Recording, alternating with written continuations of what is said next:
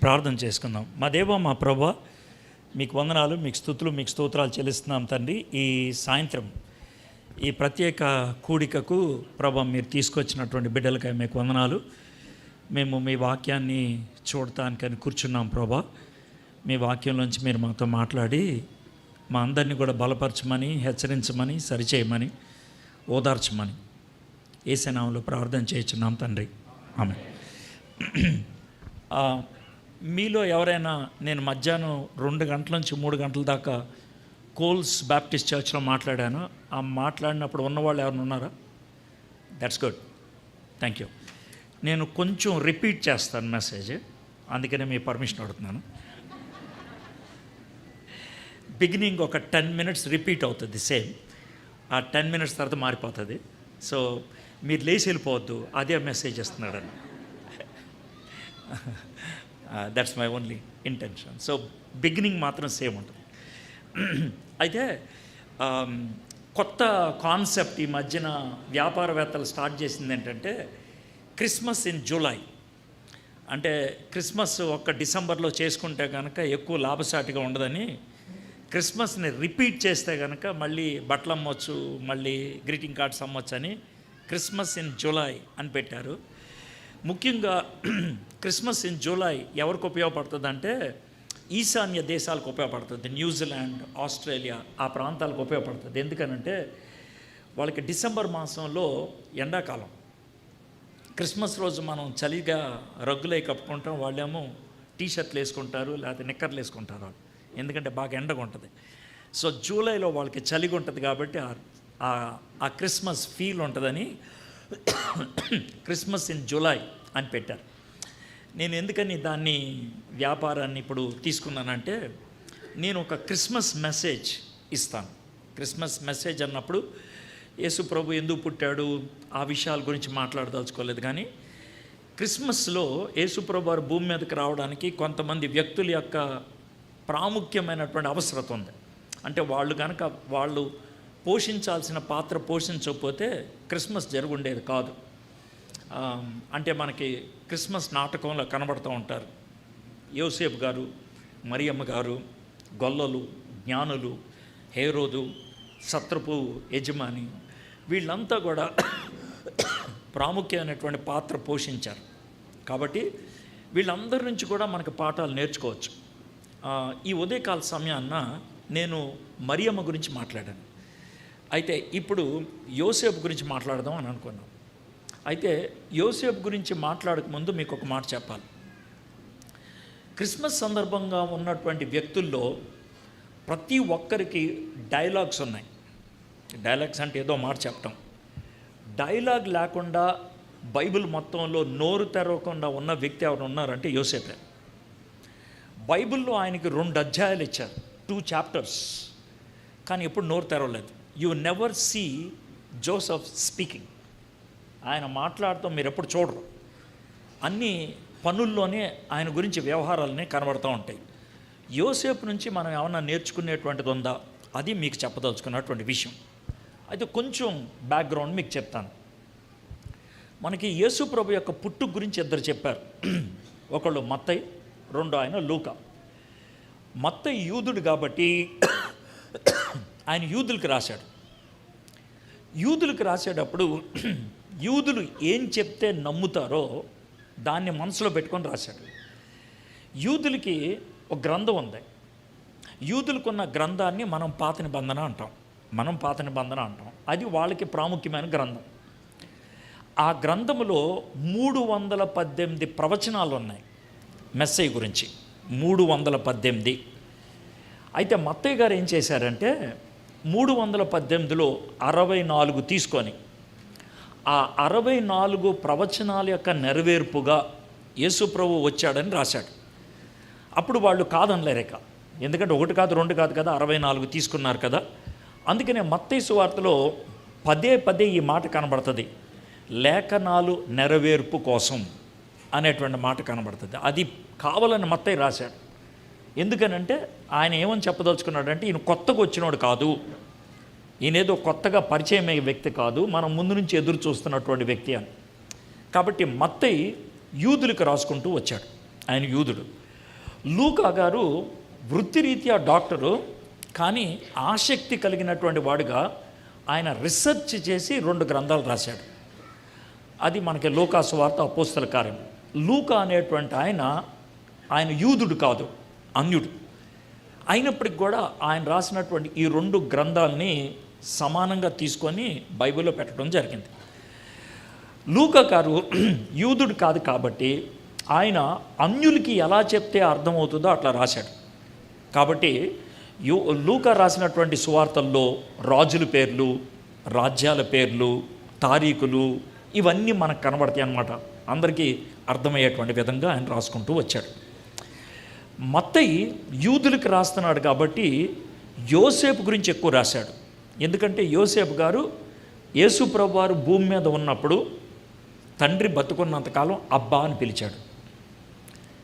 యేసు ప్రభువు వారు అబ్బా అని ఒకడినే పిలిచాడు ఈ లోకంలో. ఎవరినంటే యోసేపునే. ఎందుకంటే ఈ లోకంలో పెంపుడు తండ్రి ఆయనే. అర్థమైనా? కాబట్టి ఆయన గురించి రాసుకుంటూ వచ్చాడు మత్తయి. లూకా ఆయన జరిగిందేంటో రాసుకుంటూ వచ్చాడు కాబట్టి, అసలు విషయం ఏంటో రాసుకుంటూ వచ్చాడు కాబట్టి యోసేపు పేరు ప్రస్తావించాడు, కానీ ఆయన గురించి ఏం రాయాల, మరియమ్మ గురించే రాసుకుంటూ వచ్చాడు. కాబట్టి క్రిస్మస్ సందర్భంగా మరియమ్మ ఏం చేసింది అనేది మీరు తెలుసుకోవాలనుకుంటే లూకా సువార్త మొదటి 2 అధ్యాయాలు చదివితే అర్థమవుతుంది.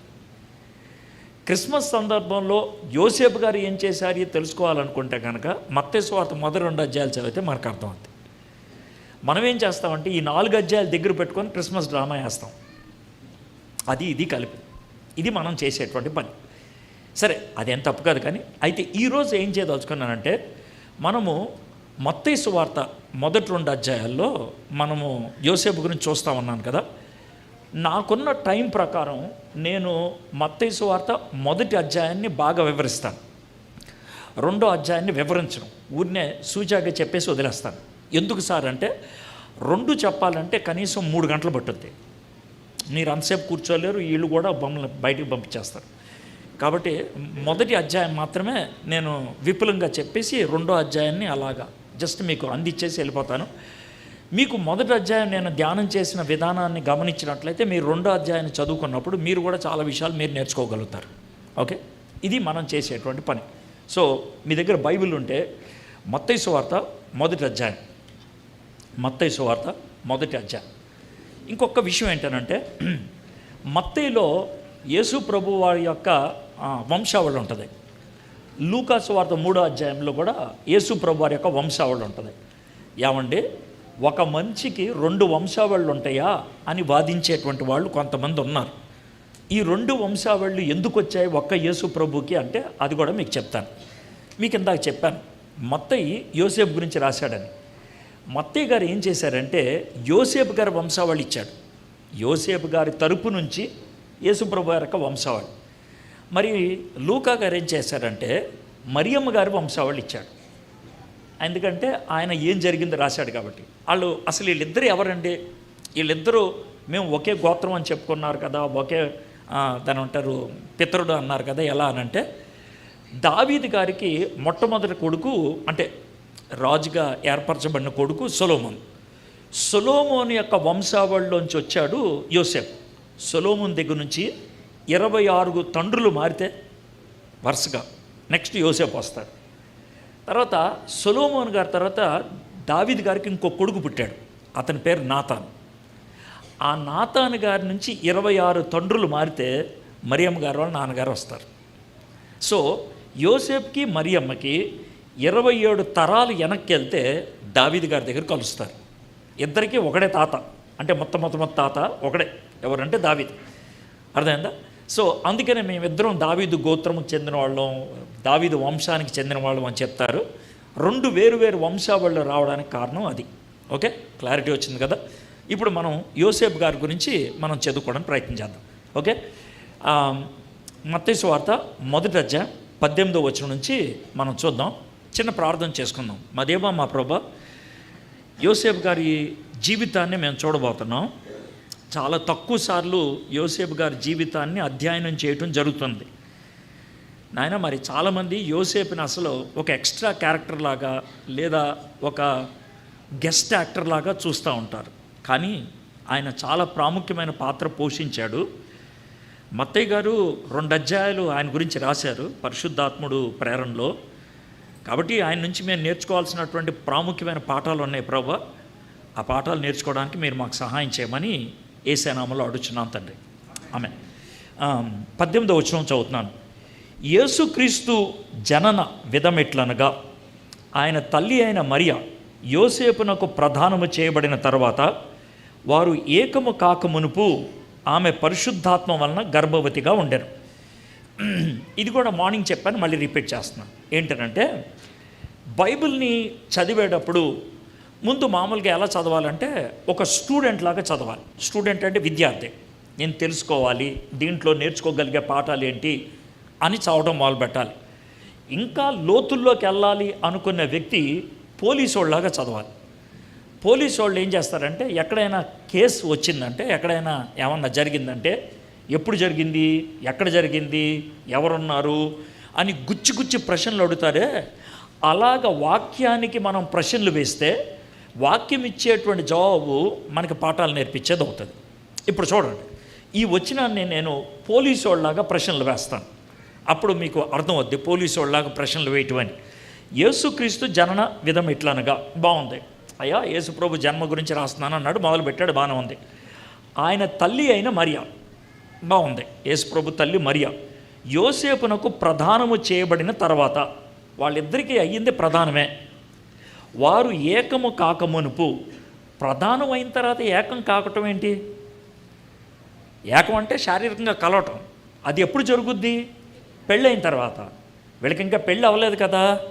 ప్రధానం తర్వాతే ఆ డైలాగ్ ఎందుకు పెట్టాడు ఆయన? ప్రధానం తర్వాతే ఏకము కాక మునుపు అనేటువంటి మాట ఎందుకు పెట్టాడు? ఇది నాకు వచ్చేటువంటి ప్రశ్న. తర్వాత చూద్దాం, తర్వాత దానికి ఏం చదువు. కాక మునుపు ఆమె పరిశుద్ధాత్మ వలన గర్భవతిగా ఉండెను. గర్భం ఏంటి? ఇంకా వాళ్ళకి పెళ్ళి అవ్వలేదు కదా. ఈ గర్భాన్ని ఎలా తీసుకోవాలి మనం? సమాజం ఎలా తీసుకుంటుంది? యేసుప్రభు నిజంగా మరి లోకరీత్యా మామూలుగా పుట్టినట్లా కాదా? ఇవి మనకు వచ్చేటువంటి ప్రశ్నలు. తర్వాత వచనంలో కూడా చిన్న భాగం చూద్దాం. ఆమె భర్త అయిన యోసేపు, అదేంటిది భర్త అనేశారు? మనం భర్తని ఎప్పుడు అనాలి? ఇంకా పెళ్ళి అవ్వలేదు కదా. ఇక్కడ వివరణలో చూస్తే ఇప్పుడు చూశారు కదండి, ఇది పోలీసు వాళ్ళలాగా చూడటం. అంటే ఇది పోలీసు వాళ్ళలాగా చూడటం. ఈ విధంగా పోలీసు వాళ్ళలాగా చూసినప్పుడు కొన్నిసార్లు వాక్యంలోంచి జవాబు వస్తుంది, కొన్నిసార్లు వాక్యంలోంచి రాదు. మనం అప్పుడు దీని సంస్కృతిలోకి వెళ్ళాలి. డిక్షనరీలు అని ఉంటాయి, హ్యాండ్ బుక్లు అని ఉంటాయి, అందులోకి వెళ్తే మాకు అర్థమవుతుంది. సార్ మీకు తెలియదు కదా అంటే అందుకే నా అలాంటి పెట్టాడు దేవుడు. అర్థమైందా? తప్పేం లేదు, తెలిసిని మీరు చదువుకోండి, తెలియనాటిని దేవుడు ఎవడొకడిని పంపిస్తాడు. అర్థమైందా? తలకాయ నొప్పి వస్తే మనం ట్యాబ్లెట్ వేస్తాం, తలకాయలో మరీ నొప్పి వస్తే ఇప్పుడు దేవుడికి వస్తాం కదా. ఇప్పుడు పైన అయితే మనమే సెటిల్ చేసుకుంటాం, మరీ లోనకి వెళ్తే కనుక డాక్టర్ దగ్గరికి వెళ్తాం. సేమ్ దేవుడు కూడా చెప్పేది, మామూలుగా పైన అర్థం చేసుకొని చెయ్యి, మరీ లోనకి వెళ్ళి అనుకో బోధకులను ఒకటి పంపిస్తానంటాడు. దేవుడు కూడా అందుకని కొంతమందికి బోధించేటువంటి వరం ఇచ్చాడు. ఎందుకంటే బోధించేటువంటి వరము మామూలు ట్యాబ్లెట్తో పని అవ్వదన్నమాట. సో అది ఒక వరం, అదొక ప్రత్యేకమైన స్థానం. కాబట్టి వాళ్ళని మనం గౌరవిస్తాం, ఎందుకంటే ప్రత్యేకమైన విషయాలు మనకు బోధిస్తారు, మామూలు విషయాలు మనం చదువుకుంటూ వెళ్తాం. ఇప్పుడు ఏంటంటే మన భారత సంస్కృతిలో ఉన్న వాళ్ళు బైబిల్ని అర్థం చేసుకోవడం చాలా మటుకు సులభం. ఎందుకు సార్ అంటారు? అమెరికా వాడికి అర్థం కాదు, మనకు అర్థం అవుతుంది. ఎందుకనంటే కనుక ఉదాహరణకి భారత సంస్కృతిలో పెళ్లిలో 3 మెట్లు ఉంటాయి. మొదటి మెట్టు నిశ్చితార్థం, ఎంగేజ్మెంట్. రెండో మెట్టు ప్రధానం, బెట్రోతల్. మూడో మెట్టు వివాహం, వెడ్డింగ్. పాశ్చాత్యులకు 3 ఉండవు, 2 ఎంగేజ్మెంటు, వెడ్డింగ్. మధ్యలో బెట్రోతలు, సింగనాథం ఏమి ఉండవు వాళ్ళకి, అలాగేమి ఉండవు. ఇక్కడ నుంచి అక్కడ నెక్స్ట్ అక్కడికి వెళ్తారు. ఇది వాళ్ళకు ఉండేది. మనకైతే 3 ఉంటాయి. కాబట్టి బైబిల్లో ప్రధానం అని చెప్తే పాశ్చాత్యులకు అర్థం కాదు, మనకు అర్థమవుద్ది.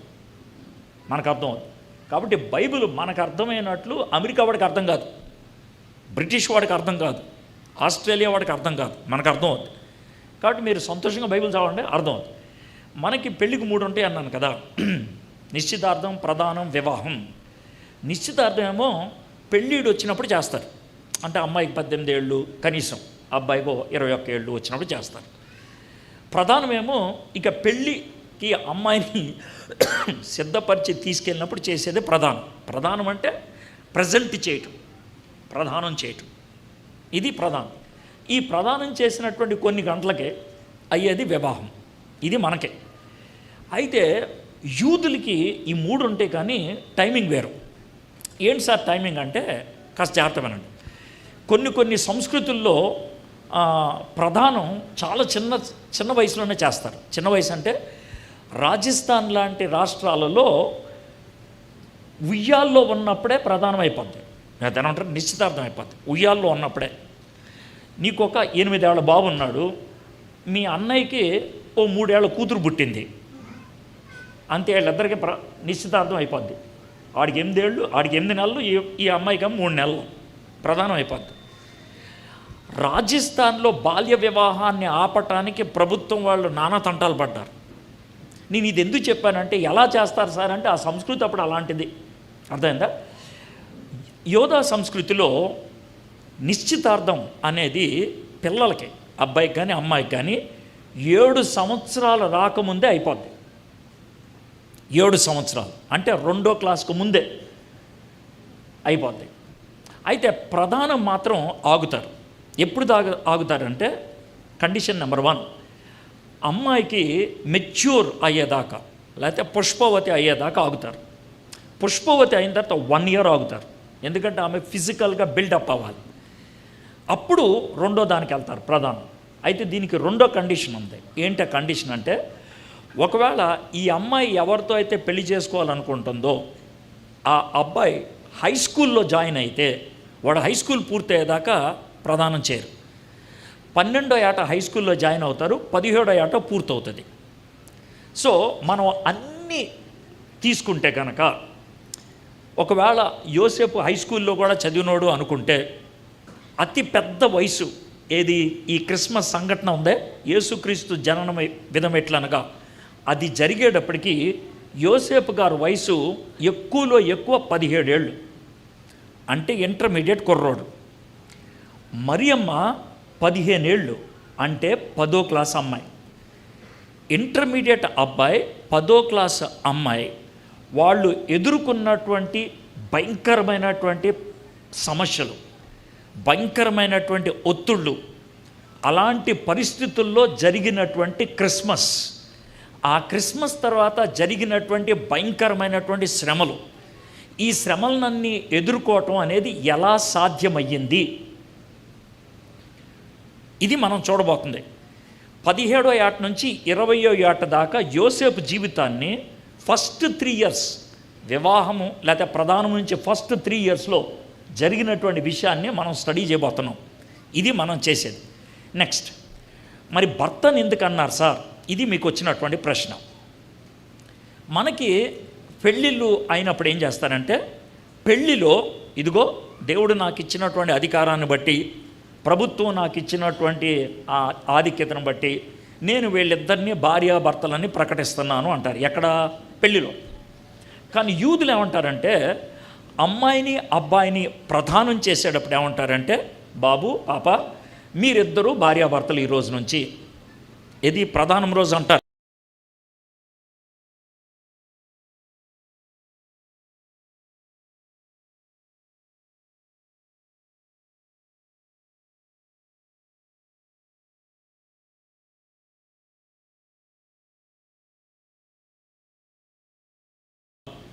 మాకు పెళ్ళి ఎప్పుడవుద్ది?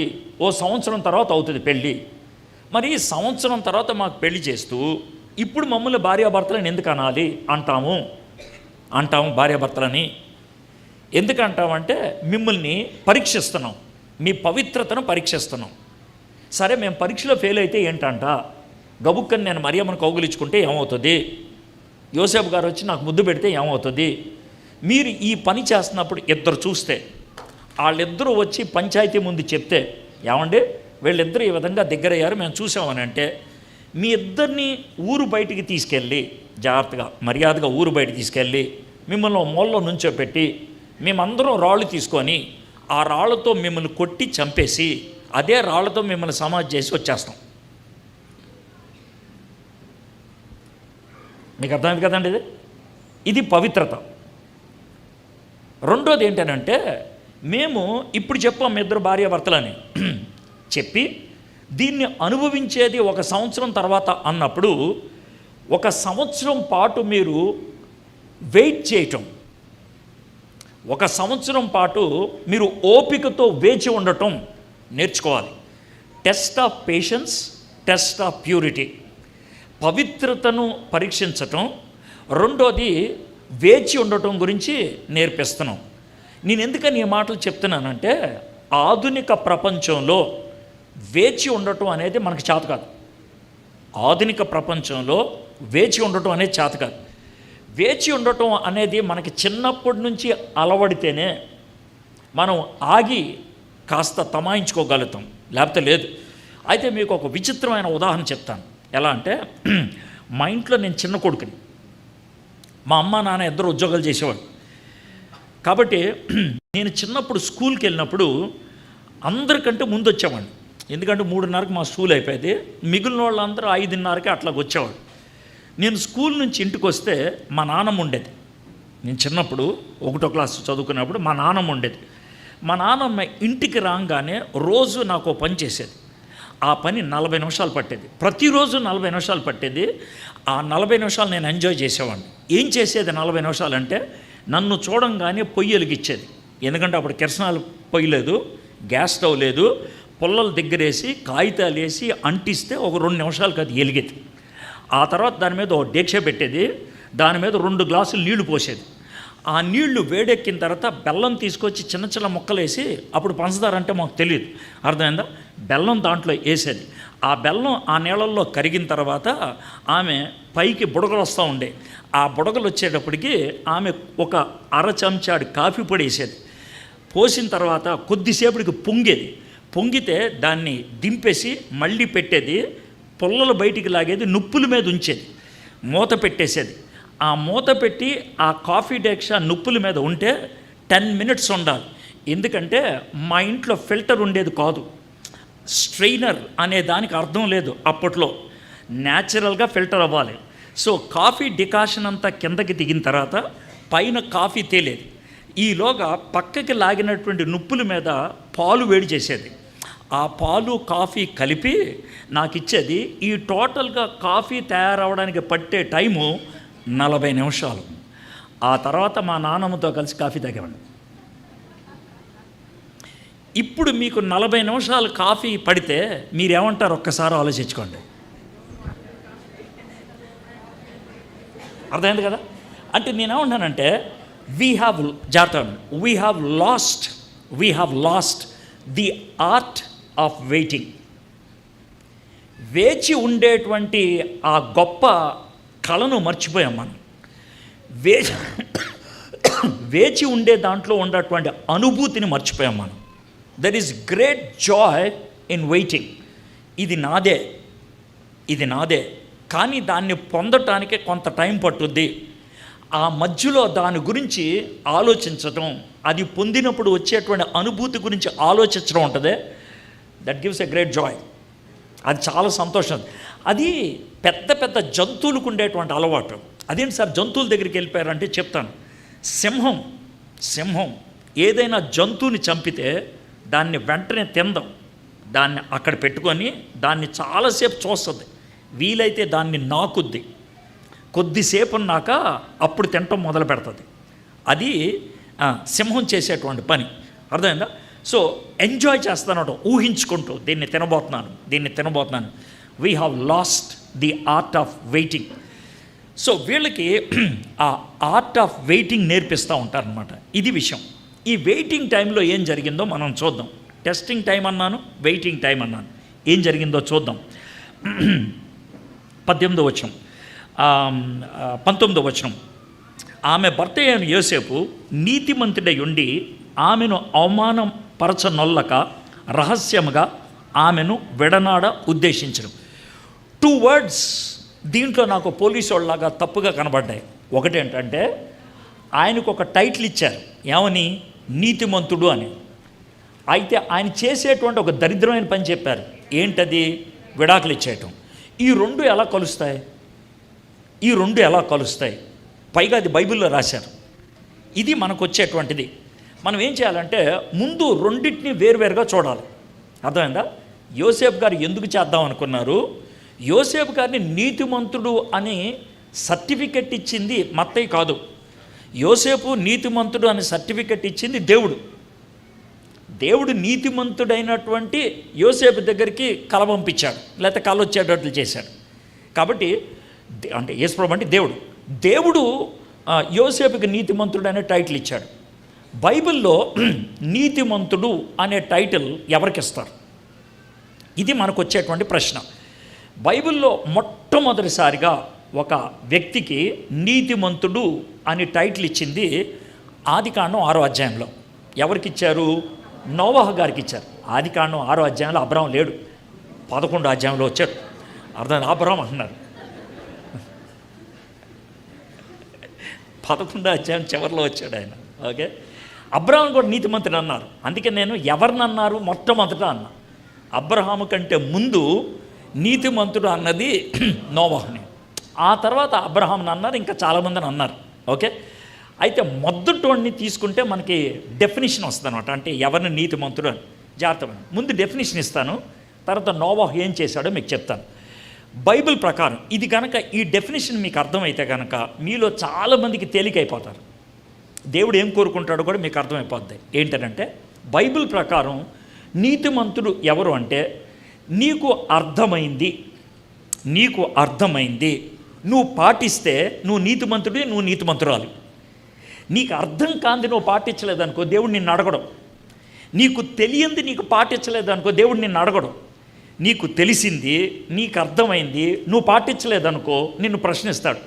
స్టూడెంట్స్ భాషలో చెప్పాలంటే out of syllabus question paper వచ్చిందనుకో నాకు సమస్య లేదు, మార్కులు వచ్చేస్తాయి. సిలబస్లో క్వశ్చన్కి నువ్వు జవాబు చెప్పలేదనుకో నీకు ఖచ్చితంగా లెక్కలేస్తారు. ఇప్పుడు కాబట్టి మీలో కొంతమంది ఎందుకు బైబిల్ చదవంటే బైబిల్ చదివితే అర్థం అవ్వట్లేదండి అంటారు. నేను చాలా సంతోషమయ్యా అంటాను. అంటే అర్థం కాకపోతే తలనొప్పి లేదా? అర్థమైతేనే తలనొప్పి. సార్ అర్థమైతే లెక్క అడుగుతారు, అర్థం కాకపోతే లెక్క అడగరు. కాబట్టి నువ్వు బైబిల్ చదువు, అర్థమైన దాన్ని పాటించు, అర్థం కాని దాన్ని పక్కకు పెట్టేసి. అర్థమైందా? బైబిల్ ఎలాంటిదని అంటే 3 అంతస్తుల మేడ లాంటిది. అదేంటి సార్ అంటే 2వ అంతస్తుకి వెళ్ళాలంటే ముందు మొదటి అంతస్తు అవ్వాలి, 3వ అంతస్తుకి వెళ్ళాలంటే మొదటి 2 అంతస్తులు అవ్వాలి. బైబిల్ని అర్థం చేసుకోవడానికి దేవుడు ఉపయోగించే పద్ధతి ఏంటంటే నువ్వు తెలిసింది చేస్తే తెలియంది చెప్తా, తెలిసింది చేస్తే తెలియంది చెప్తా. తెలిసిందే చేయనప్పుడు ఇంకో కొత్తది నేను ఎందుకు చెప్తా? మీకు అర్థమైంది కదండి. కాబట్టి నాకు ఎంత తెలుసు కాబట్టి దీన్ని పాటిస్తా, నాకెంత నేను అర్థం చేసుకున్నా కాబట్టి దీన్ని పాటిస్తా. ఇది మీరు అర్థం చేసుకోవాల్సింది. అయితే నోవహు గారు ఎందుకు నీతిమంతుడు అని అనిపించుకున్నాడంటే ఒక చిన్న ఉదాహరణ.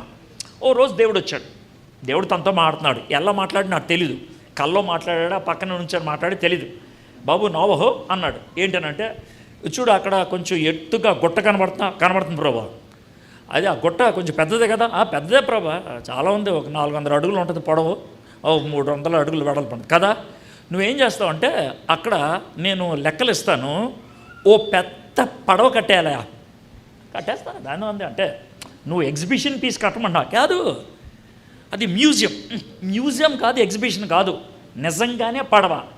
ప్రభా ఏంటి ఇప్పుడు ఇక్కడి నుంచి సముద్రం దగ్గర ఒక 500 కిలోమీటర్ల దాకా సముద్రం లేదు, ఇక్కడ ఎందుకు పడవ? పైగానేమో నువ్వు గట్టు మీద కట్టమంటున్నావు పడవ. ఎందుకు గట్టు మీద పడవ కట్టమంటున్నావు అంటే ఏం లేదు, నువ్వు పడవ కట్టేసిన తర్వాత ఈ పడవ తేలేటట్లు చేస్తాను. ఎలా తేలేటట్లు చేస్తావు? గాల్లో తేలుతుందా? లేదు, ఇక్కడ నీళ్లు తీసుకొస్తావు. ఎలా తెస్తావు నీళ్లు? నీకు ఒక చిన్న విషయం చెప్తాను. అసలు నీకు నీళ్ళు ఎక్కడి నుంచి వస్తాయి? నీళ్ళు ఎక్కడి నుంచి వస్తాయి అంటే భూమిలోంచి బొగ్గలు వస్తాయి, స్ట్రీమ్స్ వస్తాయి.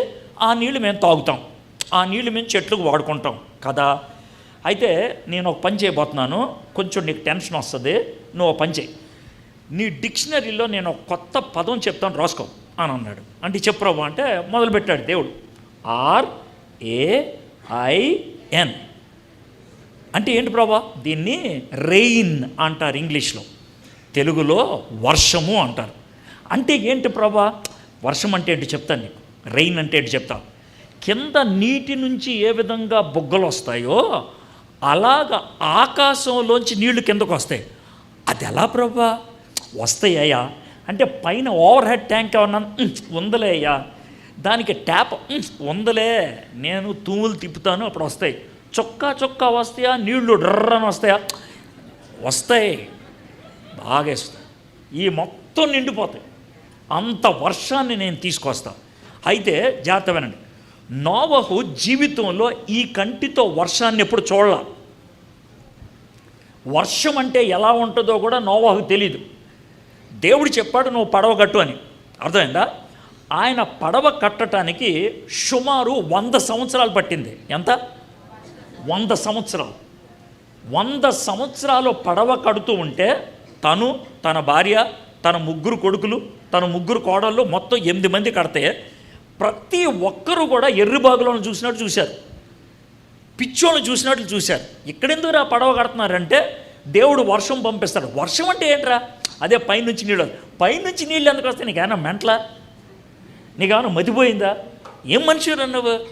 చదువుకొని ఇట్లా తయారైపోయా, మాలో పెద్ద మనిషి అనుకున్నావు, నువ్వే ఇలాగా తలతొక్కోళ్ళలాగా తయారవుతాను ఎక్కడేంట్రా అని 1 రోజు కాదు, 2 రోజులు కాదు, 100 సంవత్సరాలు ఆయన్ని ఏడిపించారు. అయితే దేవుడు చెప్పాడు, నాకు అర్థం కాకపోవచ్చు, నేను నమ్ముతా. ఆ నమ్మకానికి తగినట్లు వ్యవహరించారు. అందుకే నోవహుని నీతిమంతుడు అన్నారు. మీరందరూ కూడా అబ్రహాం అన్నారు కదా. అబ్రహాముని నీతిమంతుడు అని ఎందుకన్నారు? ఆదికాండం 15వ అధ్యాయంలో అన్నాడు, అబ్రహాము నమ్మెను, అది అతనికి నీతిగా ఎంచబడింది. నమ్మాడు, దేవుణ్ణి నమ్మాడు, నమ్మిన దానికి వ్యవహారంగా పనిచేశాడు. నువ్వు వెళ్ళిపోయి ఎక్కడి నుంచి అంటే వెళ్ళిపోయాడు, ఊరు వదిలే అంటే వదిలేశాడు, కుటుంబాన్ని వదిలే అంటే వదిలేశాడు. అది నీతి అని అంటే. కాబట్టి యోసేపు తనకి తెలిసింది పాటించేవాడు. అందుకే దేవుడు అతనికి ఏం సర్టిఫికేట్ ఇచ్చారు? నీతిమంతుడు. ఇప్పుడు దీన్ని బేస్ చేసుకొని మిమ్మల్ని ఒక ప్రశ్న అడుగుతాను. మరి యోసేపుకి దేవుడు సర్టిఫికెట్ ఇచ్చినట్లు ఇక్కడ ఉన్నటువంటి మనందరికీ సర్టిఫికెట్ ఇస్తే, నాకు దేవుడు నీతిమంతుడు, నీతిమంతురాలు అని సర్టిఫికెట్ ఇస్తాడా?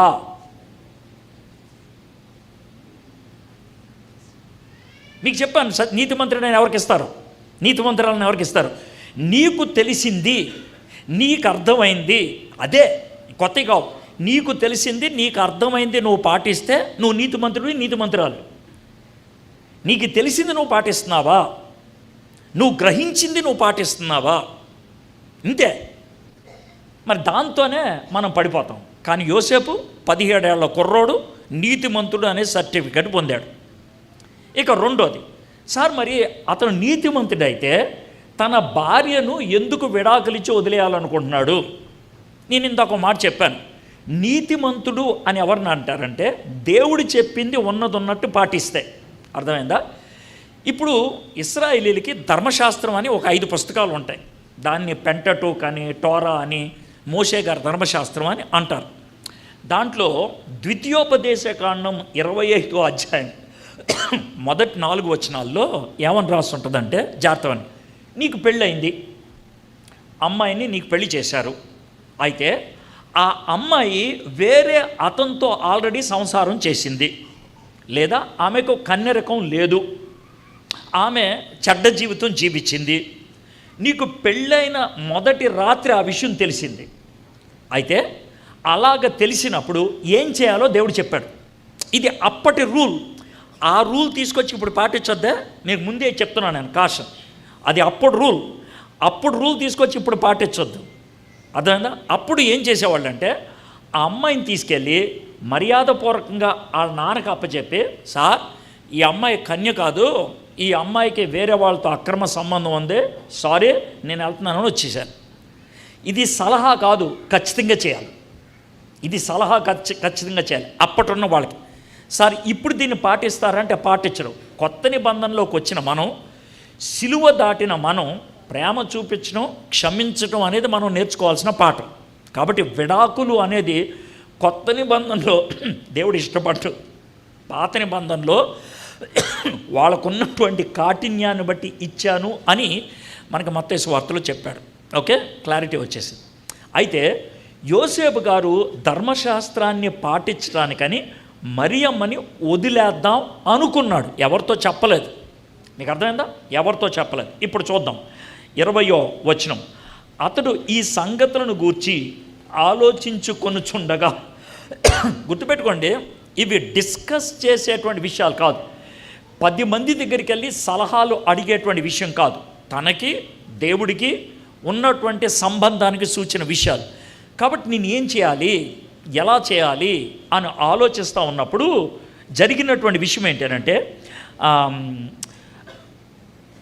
అతడు ఈ సంగతుల గురించి ఆలోచించుండగా ఇదిగో ప్రభుదూత స్వప్నమందు అతనికి ప్రత్యక్షమై. ప్రభుదూత మాట్లాడాడు. ప్రభుదూత 1 షాట్లో మాట్లాడాడు. గుర్తుపెట్టుకోండి, కళల్లో ప్రశ్నలు ఉండవు. కళల్లో ప్రశ్నలు ఉండవు. ఎప్పుడైనా మీరు కళలో ప్రశ్న వేయడం చూసారా? అంటే ఉదాహరణ చెప్తాను. మీరు నరేంద్ర మోడీ గారితో కాఫీ తాగుతున్నట్లు కళ వచ్చిందనుకో, అరే నేనేంటి నరేంద్ర మోడీ గారితో తాగుతున్నాననే ప్రశ్న రాదు. లేచిన తర్వాత అడుగుతావు. కళలో ఎవడో ప్రశ్న అడగడు. గుర్తుపెట్టుకోండి. నెంబర్ 1 అంటే కళలో ప్రశ్నలు ఉండవు. నెంబర్ 2, నీకొచ్చిన కళలో నువ్వే హీరోవి, నువ్వే హీరోయిన్వే, ఇంకెవడు ఉండడు హీరోయిన్లో. ఆ విషయం గుర్తుపెట్టుకో. నీకొచ్చిన కళలో నువ్వే హీరోవి, నీకొచ్చిన కళలో నువ్వే హీరోయిన్వే, ఎవరు ఉండరేక. ఇవి మన కళ్ళకు ఉన్నట్టు లక్షణం. 3వది, మనకెప్పుడు కళలు మాట్లాడే భాషలో రాదు, ఆలోచించే భాషలో వస్తుంది. నువ్వు ఇంగ్లీష్ మీడియంలో చదువుకోవచ్చు, కానీ కళలు మాత్రం తెలుగులోనే వస్తాయి.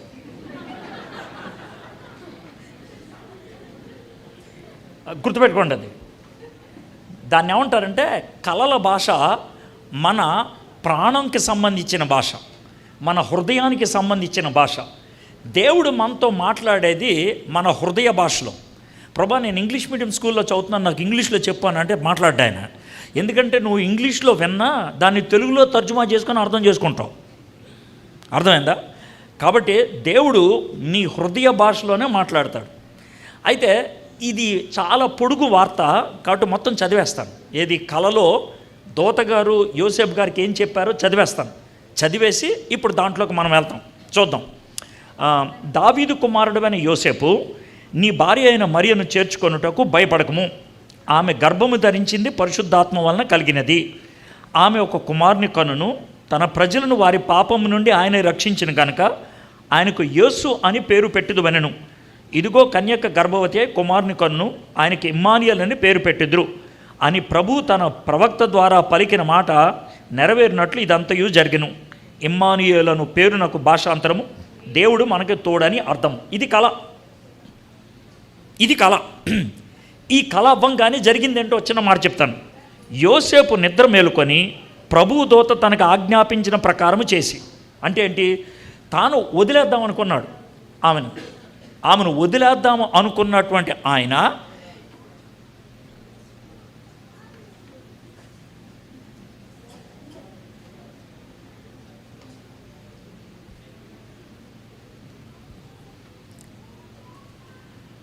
వదిలేద్దాం అనుకున్న ఆయన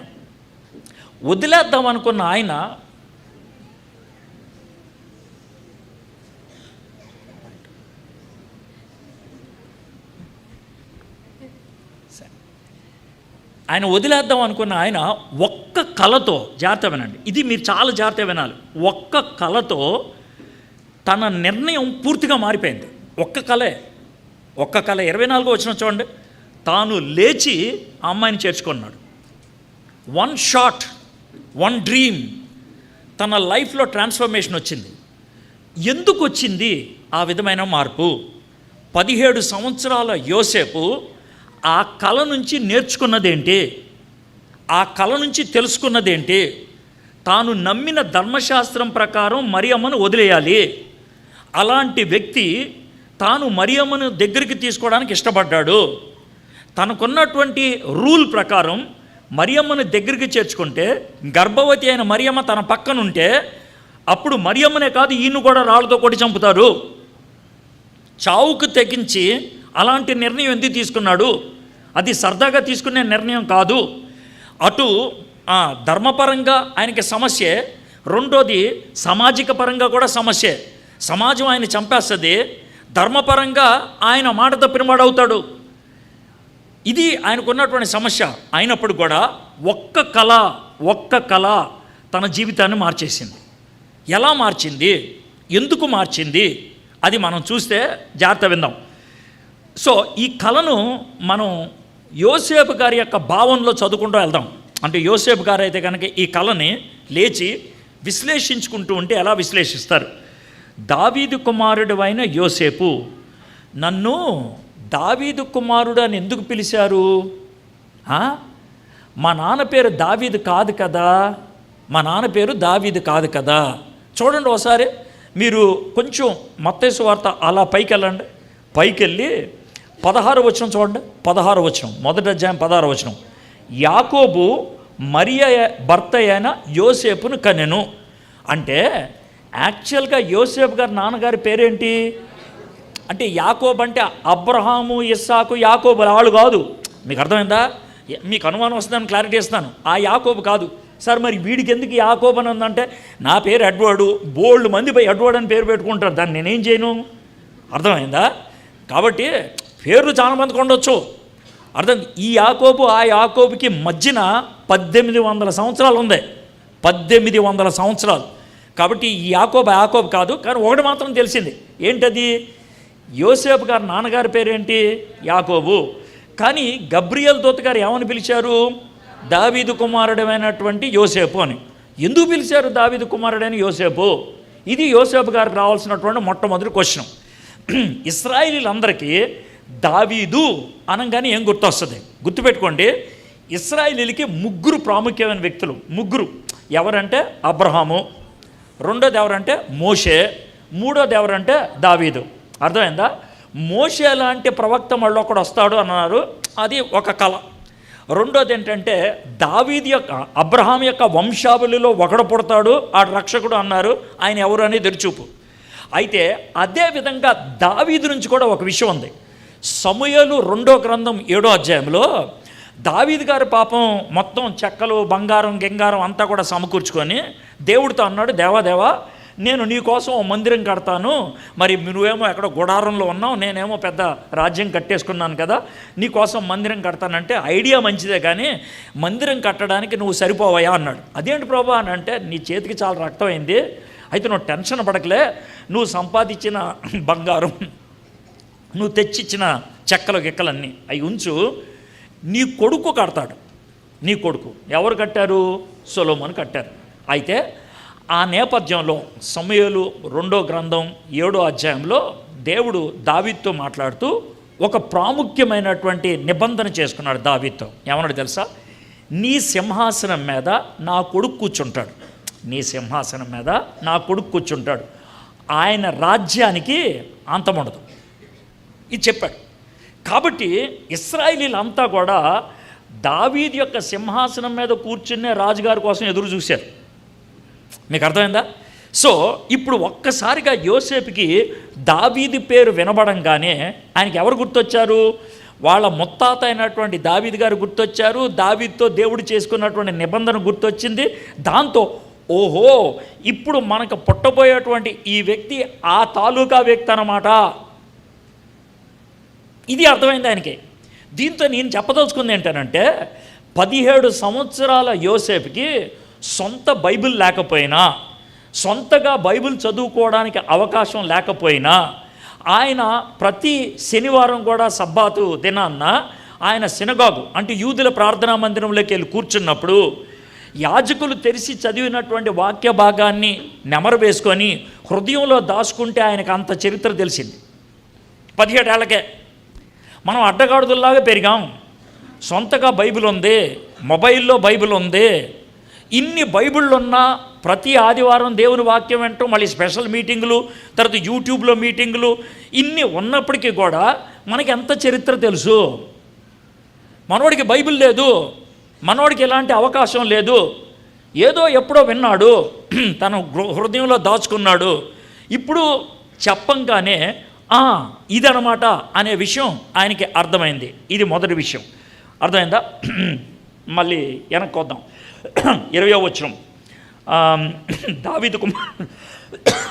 దావీదు కుమారుడైన యోసేపు, నీ భార్య అయిన మరియను చేర్చుకొనుటకు భయపడకము, ఆమె గర్భము ధరించింది పరిశుద్ధాత్మ వలన కలిగింది. ఎవరి వలన? మనందరికీ పరిశుద్ధాత్మ అనే పేరు వినంగానే టెన్షన్ రాదు. ఎందుకని మనకు పరిశుద్ధాత్ముడు బాగా పరిచయం. పెంతుకోస్తు తర్వాత ఆయన పరిచర్య విస్తృతం. సంఘాన్ని స్థాపించడంలో కానీ, మనుషుల్ని ప్రభు దగ్గరికి నడిపించడంలో కానీ, ప్రార్థనలో కానీ, వీటన్నిటిలో కూడా పరిశుద్ధాత్ముడు మన యొక్క జీవితంలో చాలా ప్రాముఖ్యమైన పాత్ర పోషిస్తాడు. మనకి పరిశుద్ధాత్ముడు బాగా పరిచయం. సో పరిశుద్ధాత్మ అనగానే మనకేం టెన్షన్ ఉండదు. కానీ 17 సంవత్సరాల యోసేపుకి పరిశుద్ధాత్మ అంటే ఏమర్థమైంది? ఎందుకంటే అప్పటికి పెంతుకోస్తు జరగల. పెంతుకోస్తుకి 33 సంవత్సరాల ముందు జరిగింది. 17 సంవత్సరాల కుర్రోడు. అర్థమైంది? దానికి ఎలా అర్థమైంది? ఏమర్థమైంది? నేను అనుకుంటాను యెషయా గ్రంథం 61వ అధ్యాయం, అక్కడ దేవుని ఆత్మ నా మీద అభిషేకము జరిగింది, నేను పేదలకు సువర్తమానం చెప్పడానికి. ఈ ప్రవచనం ఉందే, అది గుర్తుండొచ్చి ఉండాలి. లేకపోతే పరిశుద్ధాత్ముడు ఎవడని అడుగుండేవాడు లేచి అడగల. పరిశుద్ధాత్ముడు పూనుకోవటం ఏంటి అని అడుగుండాలి. పరిశుద్ధాత్మ అని ఆయన ఇంకో మనిషా? ఆయన మూలాన మరియమ్మ గర్భవతి అయిందా అని పిచ్చ పిచ్చ ప్రశ్నలు అడగాలి. అడగల. దీంతో మనకేమర్థమవుతుంది? ఆయనకి యెషయా ప్రవచనాలు తెలుసు, అందుకే అడగలేదు. ఆయనకి దావీదు గారి చరిత్ర తెలుసు, అందుకే అడగలేదు. ఇంకా ఏమంటున్నాడు? ఆమె 21వ వచనం, ఆమె ఒక కుమారుని కనును, తన ప్రజలను వారి పాపముల నుండి ఆయనే రక్షించిన కనుక ఆయనకు యేసు అని పేరు పెట్టుదువనెను. మనకి తలాతోక లేనటువంటి ఒక పేరు చెప్పారనుకోండి, అర్థమైందా? అంటే మీకు బాబు పుడతాడు, వాడికి జింగ్లీ అని పేరు పెట్టండి అంటే అదేం పేరండి అంటారు మీరు. తలాతోక లేని పేరు అంటే అది ఏ సంబంధం లేనటువంటి పేరు పెట్టమంటే ఎలా ఉంటుంది? ఇప్పుడు ఈయన సడన్గా వచ్చి, బాబు నీకు బాబు పుడతాడు, మీ భార్యకి ఓ బాబు పుడతాడు, అర్థమైందా? ఆ బాబుకి యేసు అని పేరు పెట్టండి. యేసు అనే పేరా? ఈ పేరు అసలు ఏంటా, ఎక్కడి నుంచి వచ్చింది అని అడగాలి. అడగలేదు. ఆయన అడగలేదు. ఎందుకని అడగలేదు? యేసు అనే పేరు వెనకాల ఉన్నటువంటి చరిత్ర కూడా ఆయన తెలుసు, అందుకని అడగలేదు ఆయన. లేదా అడుగుండేవాడు, కుర్రాడు కదా, అడుగుండేవాడు. అడగలేదు. ఈ యేసు అన్న పేరు వెనకాల ఉన్నటువంటి చరిత్ర ఏంటి అని అంటే కనుక, మోషే గారి దగ్గర చాలామంది కుర్రోళ్ళు ఉండేవాళ్ళు. ఆ కుర్రోళ్ళు ఒక కుర్రోడి పేరు హోషియా. ఆ కుర్రోళ్ళు ఒక కుర్రోడి పేరు హోషియా. హోషియా అంటే రక్షణ అని అర్థం. ఆ కుర్రోడిని దేవుడు చూపించి, మోషే ఇతన్ని ప్రత్యేకంగా అభిషేకించు, నీ తర్వాత అతనే ఈ ఇశ్రాయేలుని నడిపిస్తాడన్నాడు. సో ఇశ్రాయేలీలు చేసేటువంటి పని ఏంటంటే, ఎవరినైనా ప్రత్యేకంగా ఏర్పరచుకుంటే ఆడు కొత్త పేరు పెడతాము, ఉన్న పేరును కొంచెం మార్చడము, పేరుకి ఏదో ఒకటి చేర్చడమో జరుగుద్ది. మూడెట్లు ఏదో ఒకటి కొత్త పేరు పెడతాం. అర్థమైంది? సీమోనికి పేతురు అని పెట్టాడు దేవుడు. లేదా పేరును అటు ఇటు మార్చడం, అబ్రాహాముని అబ్రహాము అన్నాడు. అర్థమైందా? లేదా ఉన్న పేరుకి ఏదో ఒకటి చేర్చడం. ఇక్కడ మోషే ఏం చేశాడంటే, ఆ కుర్రోడు ఎవరైతే ఉన్నాడో హోషియా అనే పేరు కలిగిన వాడికి యెహో అనే పేరు తగిలిచ్చాడు. యెహో అంటే యెహోవా, హోషియా అంటే రక్షణ, యెహోవాయే రక్షణ, యెహోషువా అతని పేరు. ఈ యెహోషువా అనే పేరే యేసు. అయితే ఈ యెహోషువా యేసుని మనకు పరిచయం చేశాడు చాలా అద్భుతంగా. ఎలా అంటే, ఎరికో గోడ దగ్గర మనోడు ఎవరు యెహోషువా భయపడి ఏం చేయాలో అర్థం కాక తల పట్టుకొని ఉంటే, దూసిన కత్తి చేత పట్టుకొని ఒక ఆయన నిలబడ్డాడు. మనోడు కళ్ళు తెరిచి చూసేప్పటికి ఈయన కనబడ్డాడు. లేచి నుంచొని చాలా ధైర్యంగా, ఎవడవా నువ్వు, మాకు వ్యతిరేకంగా వచ్చినోడవా లేకపోతే మాకు సాయం చేసేవాడంటే, ఆయన ఏమన్నాడంటే, యెహోవా సేనాధిపతిగా నేను వచ్చాను, నేను యెహోవాని కాదు, యెహోవా సేనాధిపతిగా నేను వచ్చాను అని అన్నాడు. అంటే దేవదూత అయితే కాళ్ళ మీద పడకూడదు, దేవదూతే కాళ్ళు చొప్పులు ఇప్పాయంటే ఇప్పేయకూడదు. అర్థమైందా? దేవదూతే కంతగా నా ప్రభు నాకేం ఆదేశిస్తున్నాడు అని అడగకూడదు. ఇవన్నీ అడిగాడంటే దేవుడు వచ్చాడు కానీ యెహోవా కాదు. జాగ్రత్తమేనండి, దేవుడు వచ్చాడు కానీ యెహోవా కాదు. దేవుడు వచ్చాడు యెహోవా కాదంటే ఎవరు వచ్చారు? రెండు ఆయన ఎవరో వచ్చారు. ఆయనే యేసుక్రీస్తు. యేసుక్రీస్తు మరియమ్మ ద్వారా ఈ లోకంలో జన్మించకముందు పాత నిబంధనలో పలుసార్లు ఆయన కనబడ్డాడు. ఉదాహరణకి యెషయా గ్రంథం 6వ అధ్యాయంలో సింహాసనం మీద ఒక ఆయన కూర్చున్నాడు కదా, యెషయా చూశాడు. అర్థమైందా? మనం ఏమనుకుంటామంటే యెహోవాను చూశాడని. నేనైతే అలాగే అనుకున్నాను. అయితే యోహాను సువార్త 12వ అధ్యాయంలోకి వచ్చేప్పటికి 40వ వచనం ఆ ప్రాంతంలో యేసు ప్రభువారు ఏమంటారంటే, ఆ రోజు యెషయా చూసింది నన్ను అన్నాడు ఆయన. స్ట్రైట్ డైలాగ్ వేసాడని. ఆ రోజు యెషయా చూసింది నన్ను అన్నాడు. అంటే ఆ రోజు యేసు ప్రభు వారు యెషయా కనబడ్డాడు. ఆయన ఈ యేసయ్య అనేటువంటి ఈ వ్యక్తి, అర్థమైందా, యేసు అనేటువంటి వ్యక్తి పాత నిబంధనలో అక్కడక్కడ సూచాయిగా కనబడటం జరిగింది. ఈ యోసేపు గారికి తెలుసు అది, అందుకే యేసు అని పేరేంటి అని అడగలేదు. ఇప్పుడు 3 విషయాలు చెప్పా. ఒకటి, ఆయనకి మనం చూసినటువంటి మొదటి విషయం ఏంటంటే దావీదు గురించి తెలుసు. రెండోది, ఆయనకి పరిశుద్ధాత్మ గురించి తెలుసు. మూడోది, యేసు అనే నామానికి అర్థం తెలుసు. నాలుగోది, ఇదిగో కన్యక గర్భవతి అయి కుమారుని కనును, ఆయనకి ఇమ్మానుయేలు అని పేరు పెట్టుదురు అని ప్రభు తన ప్రవక్త ద్వారా పలికిన మాట నెరవేరినట్లు ఇది అంతయు జరగను. ఒక మాట, ఇదంతా నేను చదివాను కదా, మీకు వచ్చే ప్రశ్న ఏంటి చెప్పండి. ఇదంతా చదివాను కదా ఈ మాట, ఇదిగో కన్యక గర్భవతి అయి కుమారుని కనును, ఆయనకి ఇమ్మానుయేలు అని పేరు పెట్టెదురు అని ప్రభు తన ప్రవక్త ద్వారా పలికిన మాట నెరవేరినట్లు ఇదంతయు జరగను. ఈ మాట వింటే కొంచెం ఆలోచించేవాడికి వచ్చే ప్రశ్న ఏంటి? ఏ ప్రవక్త చెప్పాడు, ఎక్కడ చెప్పాడు? ఇది కదా మనకు వచ్చే ప్రశ్న. ఇక్కడ దూత ఏ ప్రవక్త చెప్పాడో డీటెయిల్స్ ఇచ్చాడా? ఇవ్వాల. యెషయా అడగాలి కదా, యోసేపు అడగాలి కదా ఏ ప్రవక్త చెప్పాడో. అడగలేదంటే ఏ ప్రవక్త చెప్పారో ఎవరికి తెలుసు? యోసేపుకి తెలుసు. ఇది యెషయా గ్రంథంలో ఉంది. ఇప్పుడు నేను దీంతో చెప్పగలిగేది ఏంటంటే, యోసేపు గారికి 17 సంవత్సరాల కుర్రోడికి పాత నిబంధన బాగా తెలుసు, లేఖనాలు బాగా అధ్యయనం చేశాడు.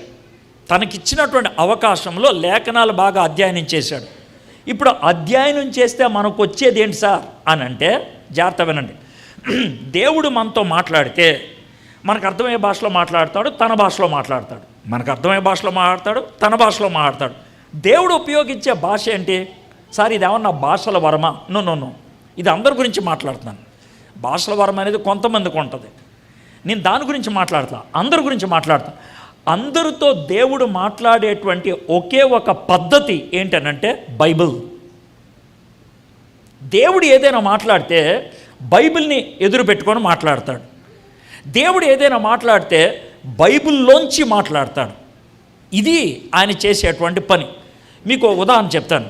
ఇప్పుడు మీలో కొంతమంది సాఫ్ట్వేర్ ఇంజనీర్స్ ఉంటారు.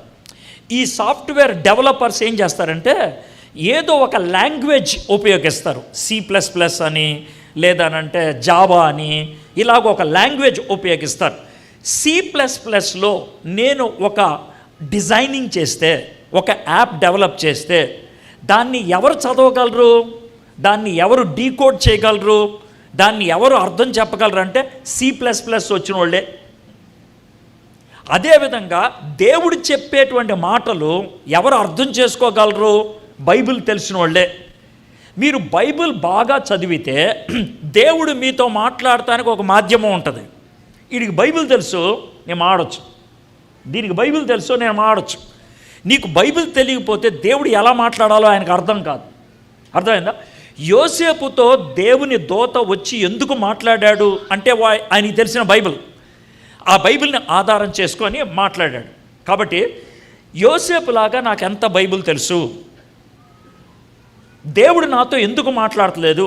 మీలో చాలామంది ఈ ప్రశ్న అడుగుతారు. సార్, దేవుడు నాతో మాట్లాడట్లేదు సార్, నేను వాక్యం చదువుతాను కానీ దేవుడు నాతో ఏం మాట్లాడట్లేదు సార్.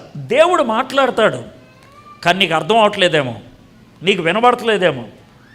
ఆ విషయం గుర్తుపెట్టుకోండి. దేవుడు చాలా స్పష్టంగా ఏమని చెప్తాడంటే, నా గొర్రెలు నా స్వరాన్ని, గొర్రెలు నా స్వరాన్ని వింటాయి అంటే మనకు అర్థం కాదు. ఎందుకంటే మనం ఎప్పుడైనా గొర్రెలు పెంచామా? పెంచలేదే కదా, కాబట్టి అర్థం కాదు. కాకపోతే మనం ఎలా చెప్తే బాగుంటుంది, నా కోళ్ళు నన్ను అర్థం చేసుకుంటాయి. కోడి తెలుసు కదా. ఇప్పుడు మనం కోళ్ళు పిలవడానికి ఒక పద్ధతి ఉంటుంది, బొబ్బో అని. బయట 10 కోళ్ళు ఉన్నాయి, అందుట్లో 2 కోళ్ళు నాయి, 2 కోళ్ళే నాయి, మిగతా 8 కోళ్ళు వేరే వాళ్ళే. ఈ 10 కోళ్ళు కూడా ఒక చోట కూర్చొని తింటున్నాయి. సాయంత్రం అయిపోయింది, నేను గుమ్మం దగ్గరకు వచ్చి బొబ్బో అన్నాను అనుకో, ఎన్ని కోళ్ళు వస్తాయి? మిగిలిన వాళ్ళకి బొబ్బో వినబడదా? వినబడుతుంది, అర్థం కాదు. నా కోడి నా స్వరాన్ని వింటది. మీకు అర్థమైందా? బయట 10 మంది కుర్రోళ్ళు ఆడుకుంటున్నారు, చిన్నపిల్లలు బయట 10 మంది కుర్రోళ్ళు ఆడుకుంటున్నారు. సాయంత్రం అయిపోయింది, లేట్ అయిపోతుంది, హోంవర్క్ ఉంది, అర్థమైందా? గుమ్మం దగ్గరకు వచ్చి అమ్మ బాబు అని పిలిచింది, పేరు కూడా కాదు, బాబు అని. ఎవరు తిరుగుతాడు? ఆడొక్కడే తిరుగుతాడు. బాబు అని 10 మందిని పిలవచ్చు, కానీ ఈడొక్కడే తిరుగుతాడు. ఏనంటే ఈడ అమ్మ స్వరం ఆడికి తెలుసు, అర్థమైందా? ఎందుకంటే వాళ్ళిద్దరి మధ్యన ఉన్నటువంటి బంధం అది. ఇప్పుడు నేను అడిగేది ఏంటి తెలుసా? నీకు యేసయ్యకి అలాంటి బంధం ఉందా? అప్పుడే ఆయన స్వరం నీకు అర్థమవుతుంది, అప్పుడే ఆయన మాటలు నీకు అర్థమవుతాయి. యోసేపుతో దేవుడు మాట్లాడాడు, కళ ద్వారా మాట్లాడా, దర్శనం ద్వారా మాట్లాడా, బైబిల్ ద్వారా మాట్లాడా, నాలాంటి వర్తమానికుడి ద్వారా మాట్లాడాడు. గాడ్ కెన్ యూజ్ ఎనీవే, ఏ పద్ధతి అయినా ఉపయోగించు. బట్ ఏ పద్ధతిలో వాడితే ఏమైంది నీకు అర్థం అవ్వాలిగా, నువ్వు వినాలిగా. యోసేపు వినగలిగాడు కాబట్టి ఆయన స్పందించగలిగాడు. 24వ వచనం చూడండి. యోసేపు నిద్ర మేలుకొని ప్రభుదూత తనకు ఆజ్ఞాపించిన ప్రకారం చేసి తన భార్యను చేర్చుకొని. ఇది మొట్టమొదట 3 విషయాలు నేర్పిస్తాను ఈ కళ నుంచి. యోసేపు గారు చేసినటువంటి 3 విషయాలు. మొదటిది సాక్రిఫైస్. ఏంటంటే దేవుడు చెప్పాడు కాబట్టి చేర్చుకోమని నేను చేర్చేసుకుంటాం. అయ్యా ఆ అమ్మాయిని చేర్చుకుంటే ప్రజలంతా నిన్ను గేలి చేస్తారు, చేయనే పర్లేదు. అయ్యా ఆ అమ్మాయిని చేర్చుకుంటే ఆ అమ్మాయితో పాటు నిన్ను కూడా రాళ్ళతో కూడా చంపుతారు, చంపనే. చావుకు తెగించి దేవుని మాటకి లోబడ్డాడు ఆయన.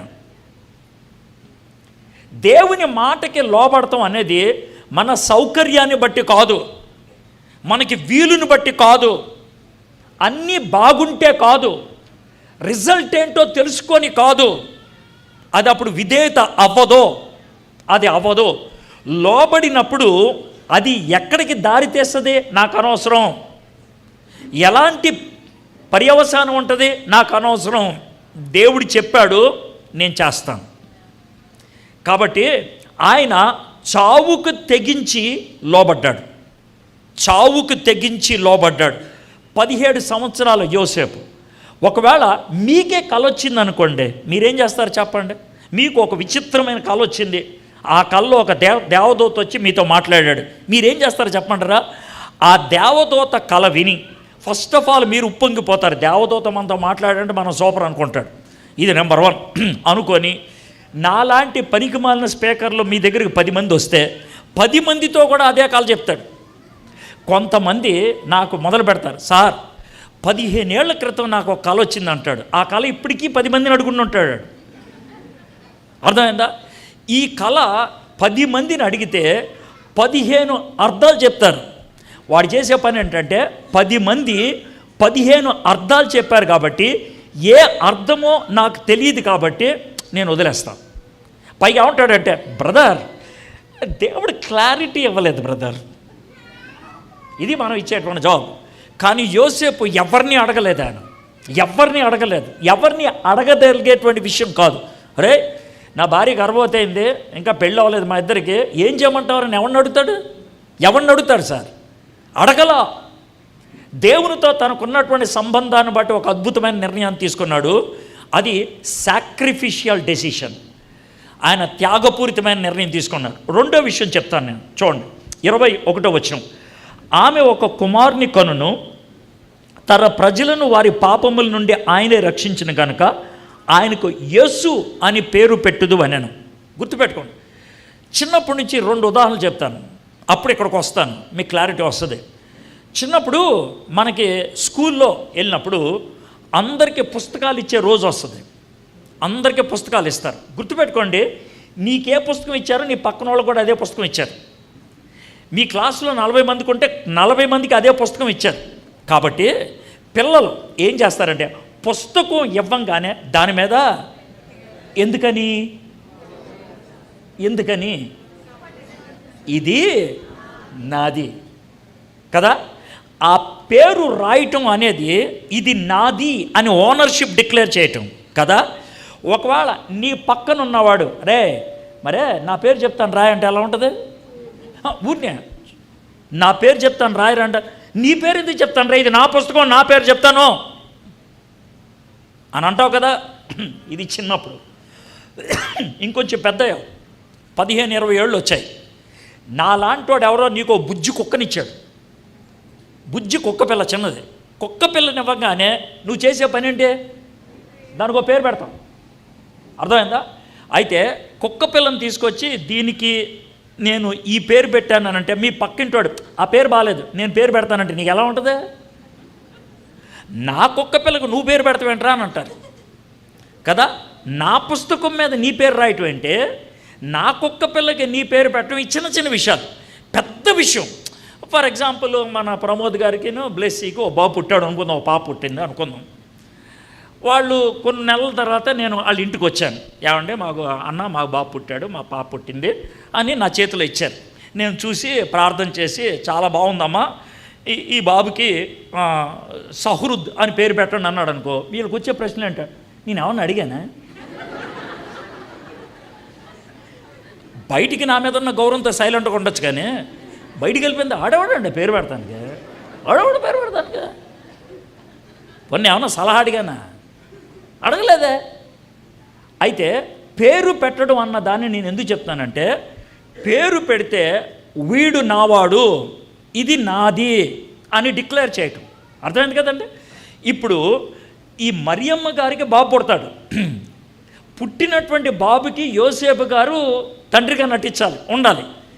ఇప్పుడు మరియమ్మ పెడతలా పేరు, యోసేపు పెడతలా. ఎవరు పెడుతున్నారు పేరు? దేవదూత పెడుతున్నాడు. యోసేపుకి రావాల్సిన ప్రశ్న ఏంటంటే, నేను కష్టపడి మరియమ్మని దగ్గర తీసుకోవాలా, పుట్టిన బాబుకి నువ్వు పేరు పెడతావా అనాలి కదా. అనలా. ఎందుకు అనలేదంటే, జాగ్రత్త వినండి, ఎందుకు అనలేదనంటే, బాబు నీకు పుడతాడు కానీ పేరు నేను పెడతాను అంటే అర్థం ఏంటి తెలుసా? ఓనర్ని నేనే. మన పిల్లల ఓనర్ ఎవరో చెప్పండి? మన పిల్లల ఓనర్ ఎవరో? దేవుడు. నువ్వు కాదు ఓనర్, ఏదో ప్రొడ్యూస్ చేసినట్లు.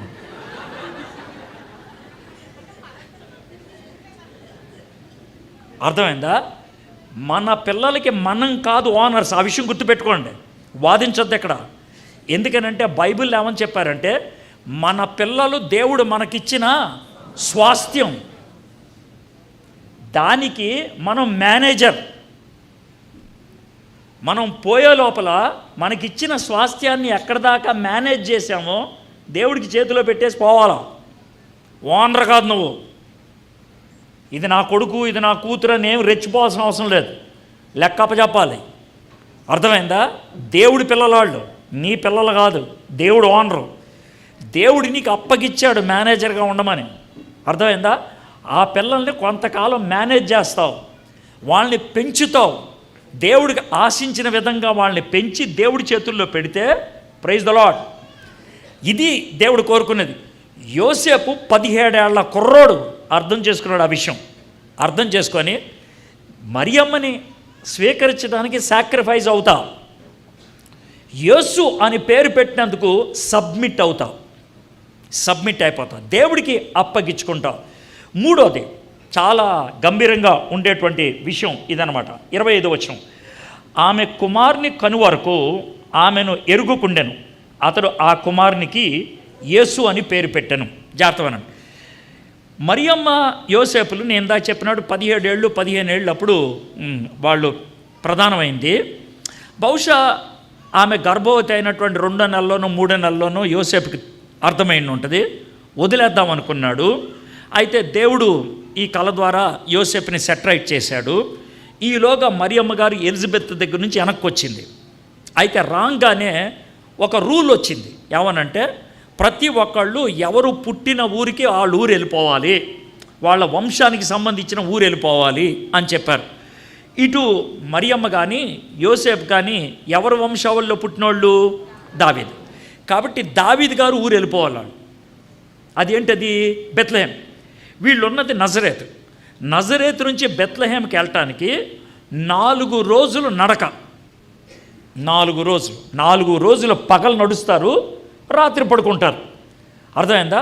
మరియమ్మ గర్భవతి కాబట్టి ఆమెను ఒక గాడిద మీద కూర్చోపెట్టి ఆయన నడిపిస్తాడు. వీళ్ళు వెళ్ళారు బెత్లెహేం.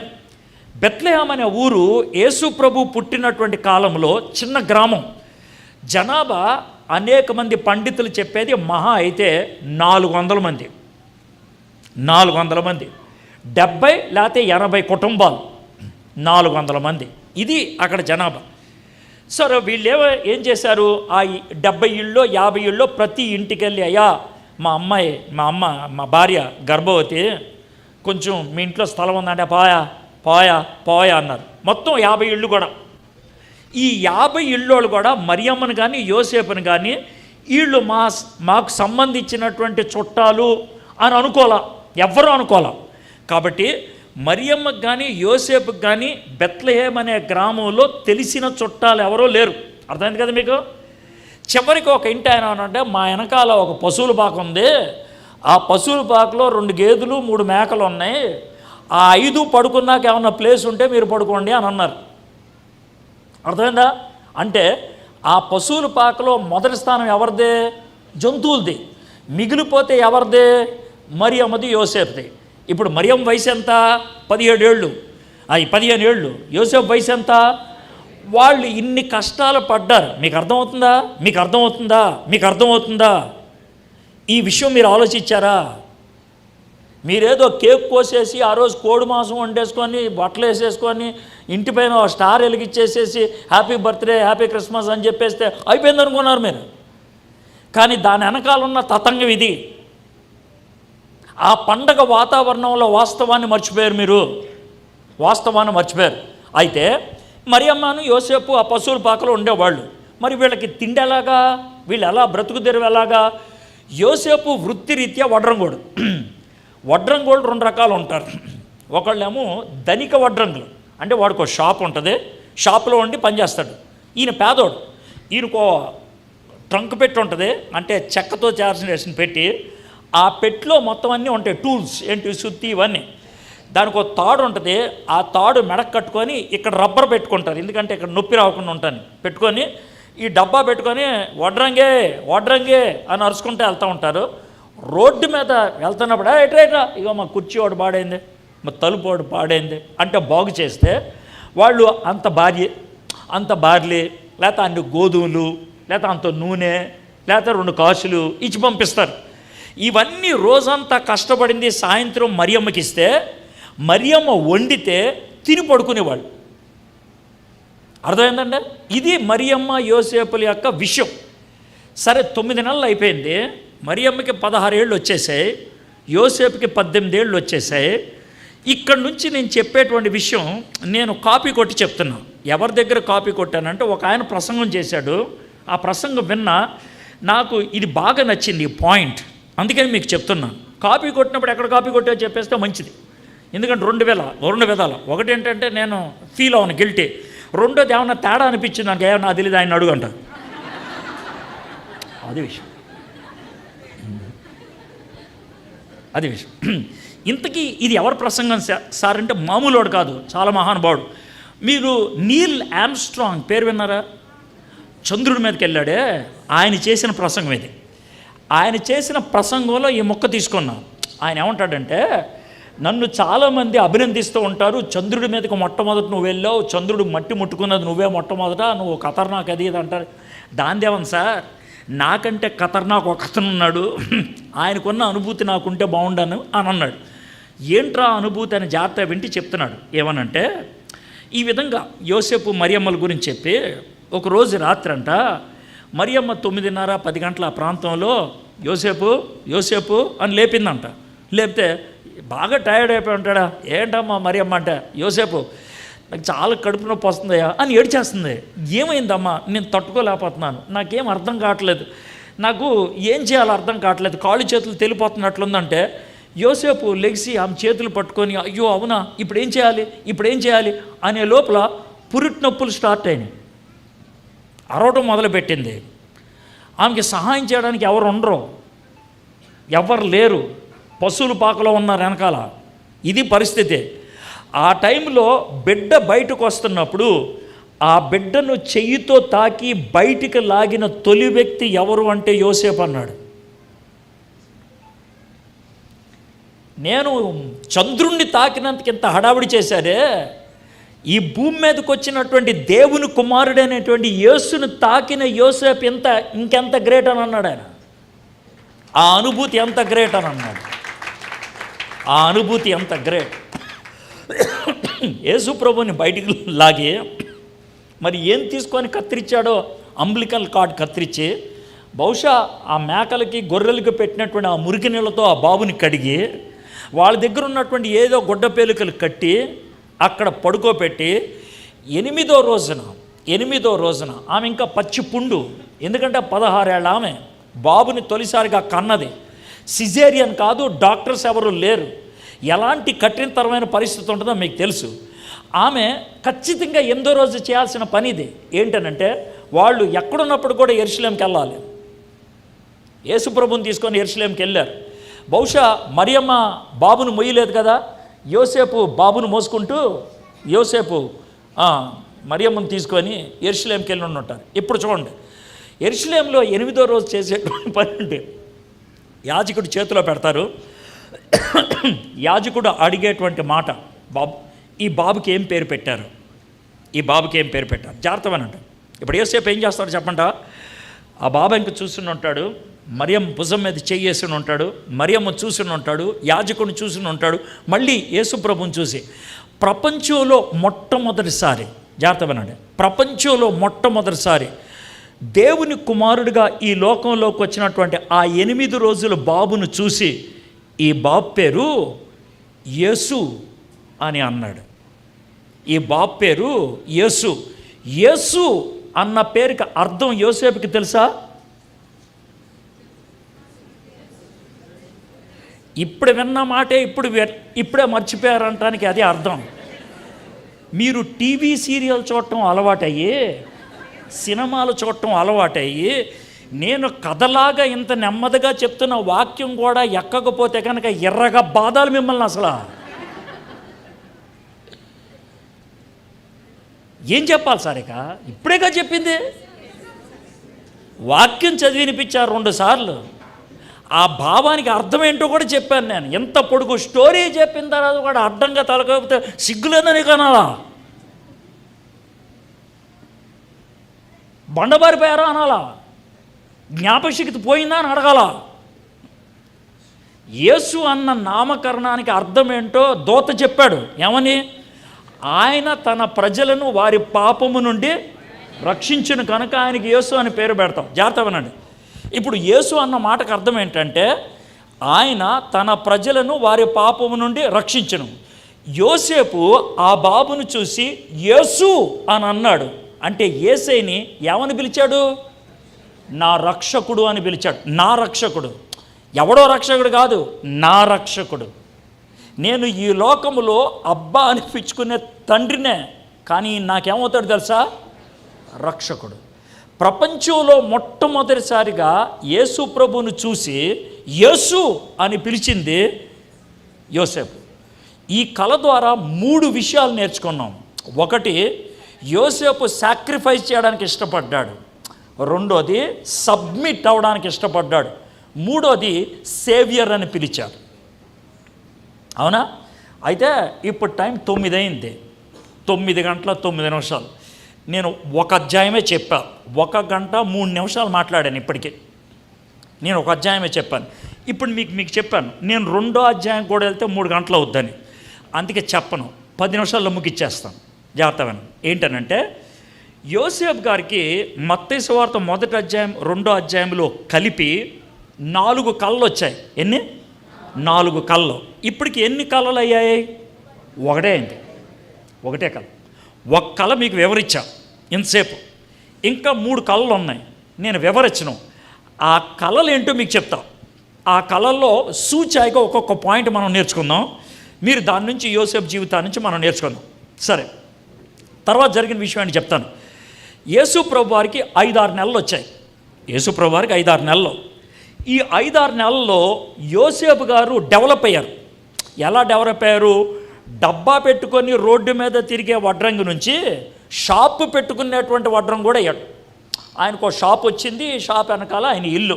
అర్థమైంది? 5-6 నెలలు వీళ్ళు షాపులో ఉన్నారు, ఇంట్లో వీళ్ళు ఉన్నారు.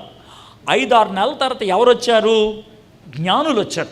వాళ్ళు బంగారం సాంబ్రాణి బోళం తీసుకొచ్చారు కదా, వాళ్ళు వచ్చారు. ఇప్పుడు 2వ అధ్యాయం 13వ వచనం చదువుతాం. 2వ అధ్యాయం 13వ వచనం. వారు వెళ్ళిన తర్వాత, ఎవరు వెళ్ళిన తర్వాత? తూర్పు దేశపు జ్ఞానులు వెళ్ళారు. అర్థమైందా? వారు వెళ్ళిన తర్వాత ఇదిగో ప్రభుదూత స్వప్నమందు యోసేపునకు ప్రత్యక్షమై. ఇది 2వ కళ. ఇది 2వ కళ. ఈ కళను మీకు నేను కాస్త ఊహించి చెప్తాను. ఎలా అంటే, మరియమ్మ గారు యోసేయ్య గారికి పాలిచ్చారు. రాత్రి పాలిచ్చి ఆమె యేసయ్య పడుకున్నాక కొంచెం టయర్డ్ అయ్యి అలాగా పక్క తిరిగి పడుకుందాం అనుకుందాం. ఈలోగా యోసేపు గారు మరి మరియమ్మకి రెస్ట్ ఇద్దాం అన్నట్లు యేసయ్య మీద చెయ్యేసి ఆయన జో కొడుతున్నాడు అనుకుందాం. ఈలోగా నిద్రలోకి వెళ్ళిపోయాడు. ఎవరు? యోసేపు గారు, యేసయ్య గారు. యోసేపు గారు నిద్రలోకి వెళ్ళిన తర్వాత ఆయనకి కళ వచ్చింది. కళ ఏంటో మనం చూద్దాం. ఏంటంటే, హేరోదు ఈ శిశువుని సంహరింపవలనని ఆయనను వెదుకుచున్నాడు గనుక నువ్వు లేచి ఈ శిశువుని ఆయన తల్లిని వెంటబెట్టుకొని ఐగుప్తునకు పారిపోయి నేను నీతో తెలియచేపే వరకు అక్కడే ఉండమని అతనితో చెప్పాను. ఇది కళ, సింగిల్ స్టేట్మెంట్. ఇందాక వచ్చిన కళ అయితే చాలా పొడుగు, ఇప్పుడు సింగిల్ స్టేట్మెంట్. బాబు చాలా అర్జెంట్, ఇదే హేరోదుని లేపేద్దాం అనుకున్నాడు, వెంటనే వెళ్ళిపోవాలి, వెళ్ళిపోయి ఐగుప్తు దేశంలో ఉంటూ నేను చెప్పేదాకా మళ్ళీ అక్కడి నుంచి రావద్దు. ఇది కళ, ఇంతే కళ. టక్కమని లేచాడు, కూర్చున్నాడు. అర్థమైందా? చెమట పట్టేస్తుంది మనోడికి, టెన్షన్గా ఉంది. యేసు ప్రభుని చూస్తున్నాడు, వణుకు వస్తుంది. ఈలోగా మరియమ్మ లేచింది. అయ్యా యోసేపు ఏమైంది? అమ్మ నాకు కళ వచ్చిందమ్మా. అవునా? దోతగారు కళ్ళలో మాట్లాడారు. అవునా? ఏం మాట్లాడారు? మన బాబునే హేరోదు చంపేస్తాడంట, ఎతుకుతున్నాడంట. అయ్య బాబోయ్, ఇప్పుడు ఏంటి పరిస్థితి? వెంటనే వెళ్ళిపోమన్నారు. మనం ఐగుప్తు దేశంకి వెళ్ళిపోవాలంట. గుర్తుపెట్టుకోండి, ఒకవేళ వాళ్ళు మనం కళ్ళు వచ్చినాయి అనుకోండి, లేనిపోయిన లాజిక్లు ఉపయోగిస్తాం. ఇప్పుడు ఈయన ఉపయోగిస్తే లాజిక్ ఎలా ఉపయోగించవచ్చు అంటే నేను అనుకుంటాం, వెంట పెట్టుకొని ఐగుప్తునకు పారిపోయి, దేవుడు పారిపోమని ఎందుకంటాడు? తొడగొట్టి నిలబడమంటాడు. కానీ మా తాత దావీదు గొలియాతును చూసి పారిపోయాడా? రేయ్ లేపేస్తానన్నాడు. ఈ హేరోదు పెద్ద గొప్ప, ఇది దేవుడి దగ్గర నుంచి కాదు అని ఆయన వాదించలా. కొన్నిసార్లు దేవుడు నిలబడమంటాడు, కొన్నిసార్లు ఆడి దగ్గరికి అనవసరం వెళ్ళిపో అంటాడు. గుర్తుపెట్టుకోండి, అడ్డమైనటువంటి ప్రశ్నలు అడిగే ప్రతి అడ్డగాడిదికి జవాబులు చెప్పాల్సిన పని లేదు మనకి. దానికి మనకి తెలివితేటలు ఉండాలి, దానికి మనం జ్ఞానం ఉపయోగించాలి. కొంతమంది ప్రశ్నలు అడిగితే జవాబు కూడా చెప్పక్కర్లా, సైలెంట్గా వెళ్ళిపోవడమే. సార్ ప్రశ్న అడిగిన ప్రతి వాడికి చెప్పన్నాడు కదా, అదే సామెతలో ఇంకో మాట ఉంది, బుద్ధిహీనుడికి జవాబు చెప్పొద్దు, నువ్వు బుద్ధిహీనుడు అవుతావని ఉంది. తెలివితేటలు ఉపయోగించాలి. వీడికి చెప్పడం అవసరమా లేదా అని డిజర్న్మెంట్ అంటారు దాన్ని. దేవుని మీద ఆనుకోవడం. పారిపో అని అంటే ఆయన వెంటనే అర్థం చేసుకున్నాడు. ఇప్పుడు చూడండి 14వ వచనం, ఇది నాకు బాగా నచ్చింది.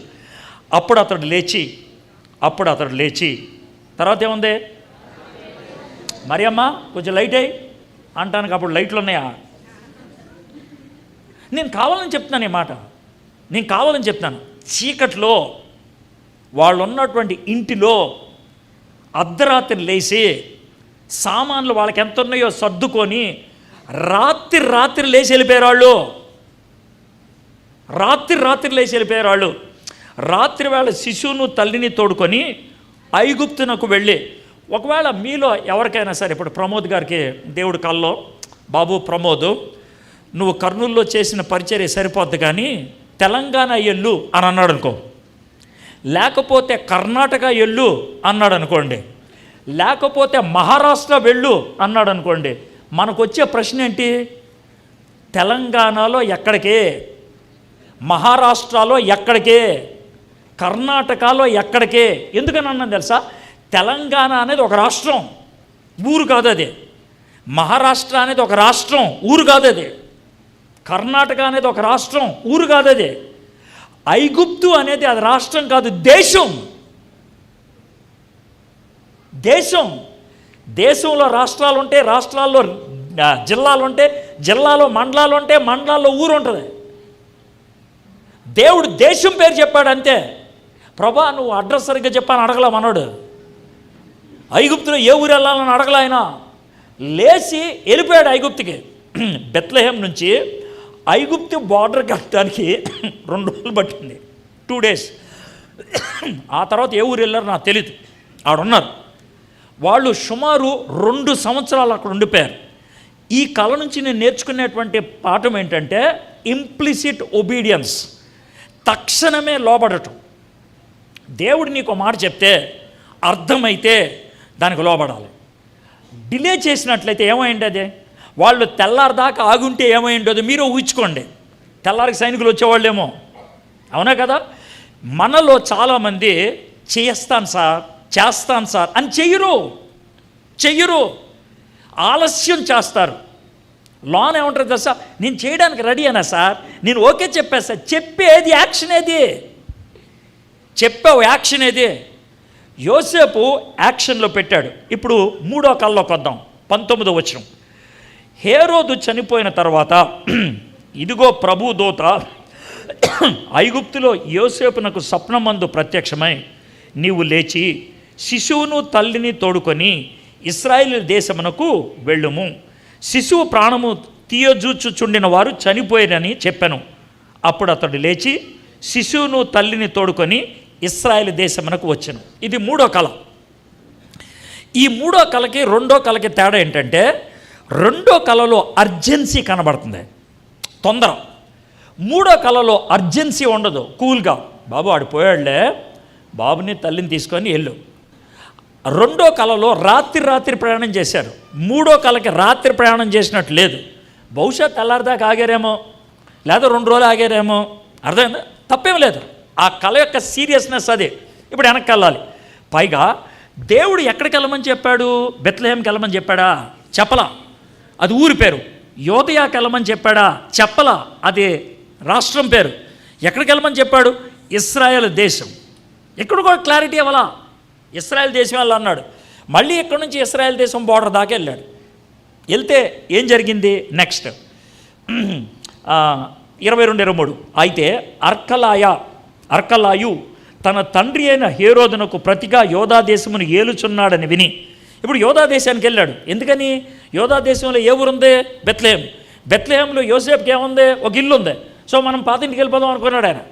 అని యోధా దేశానికి వెళ్తే అక్కడ ఒక రాజు ఉన్నాడు. ఎవరాడు? హేరోదు గారు కొడుకు. హేరోదు గారు కొడుకు అయినటువంటి అర్కలేయ హేరోదు కంటే దుర్మార్గుడు. అక్కడికి వెళ్ళిందో తెలిసింది.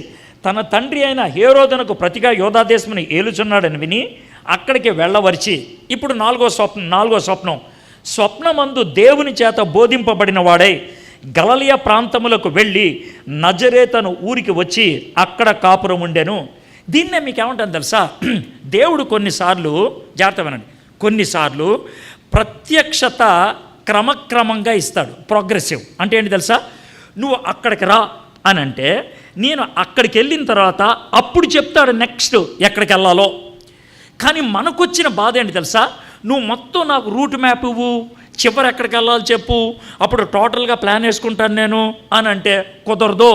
నువ్వు ప్లాన్ వేసుకొని వచ్చావంటే నీకు నా మీద నమ్మకం లేదని అర్థం.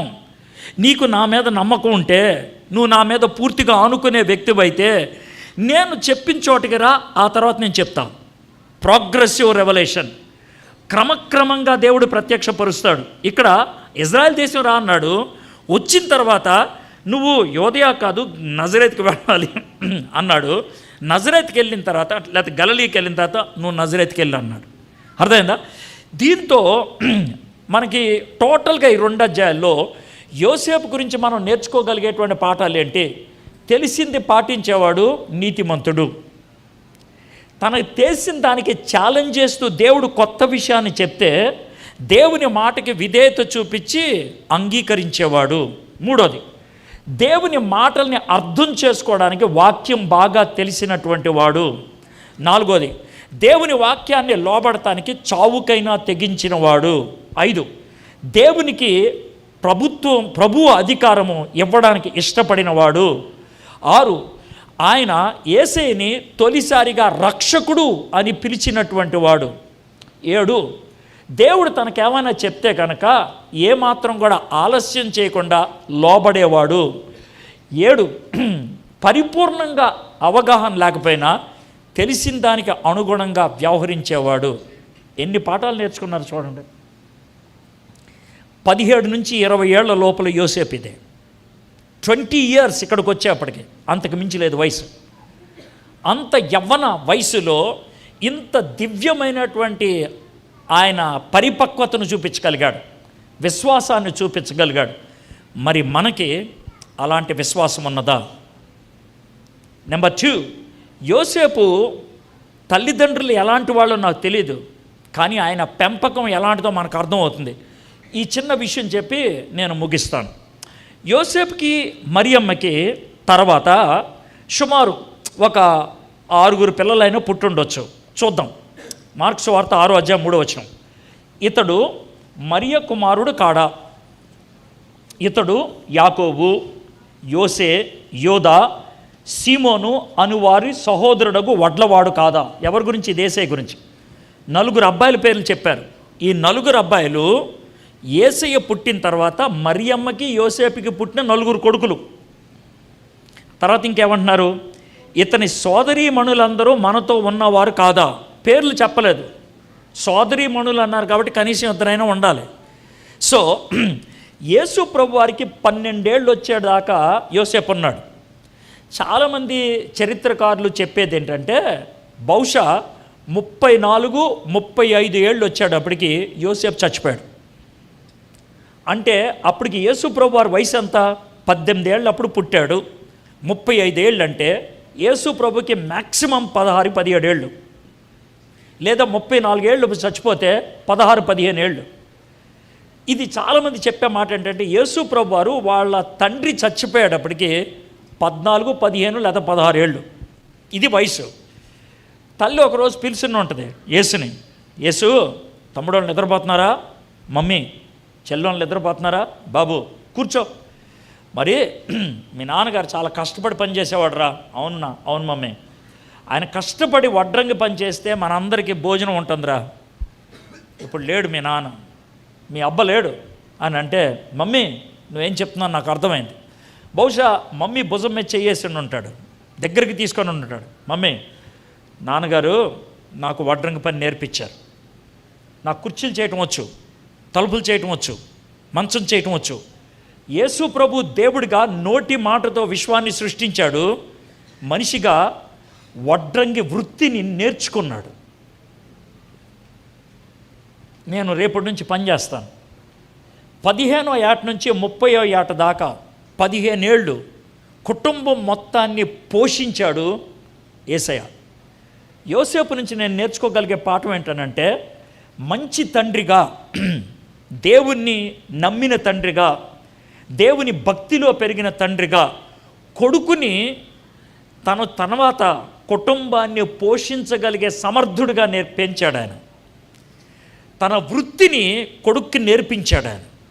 గుర్తుపెట్టుకోండి, యేసు ప్రభు వారు మరియమ్మ యోసేపుల దగ్గర నేర్చుకున్నారు. అందుకనే లూకా 2:52 మనుషుల దయ్యందును దేవుని దయ్యందును అభివృద్ధి చెందాను. He learned. ఆయన మనిషి, అందుకనే ఆ విధంగా ఎదిగాడు. ఆయన దేవుడు, అందుకే నీ కోసం నా కోసం ఆయన చనిపోవడానికి ఇష్టపడ్డాడు. ఆయన ఆ విధంగా చేసి ఒక మాదిరి తండ్రి అవ్వగలిగాడు. ఒక మాదిరి తండ్రి. బహుశా పరలోకంలోకి వెళ్తే యోసేపును చూపించి, భూమి మీద నేను 14-15 ఏట దాకా అబ్బా అని పిలిచింది ఈయన్నే, నాకు చిత్రీ పట్టడం నేర్పించింది ఈయనే, మేక్ కొడతం నేర్పించింది ఈయనే అని యోసేపును చూపిస్తాడేమో. మరి నీ కొడుక్కి నీ కూతురికి నువ్వేం నేర్పించావు?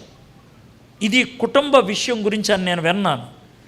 కుటుంబ విషయాల్లో మరియమ్మ యోసేపుల్ని పెంచిన తల్లిదండ్రులు ఎలాంటి వాళ్ళు ఆలోచించండి. మరియమ్మ యోసేపులు యేసయ్యని పెంచిన తల్లిదండ్రులుగా ఎలాంటి మాదిరి తల్లిదండ్రులుగా వ్యవహరించారో చూడండి. యోసేపు నుంచి మనం పాఠాలు చాలా నేర్చుకోవచ్చు. ఏం పాఠం నేర్చుకుందాం అనుకున్నారు ఈరోజు? ఏ విషయం నేర్చుకుందాం అనుకున్నారు? తలంచండి, కళ్ళు మూసుకోండి, 1 నిమిషం పాటు మౌనంగా ఆలోచిద్దాం.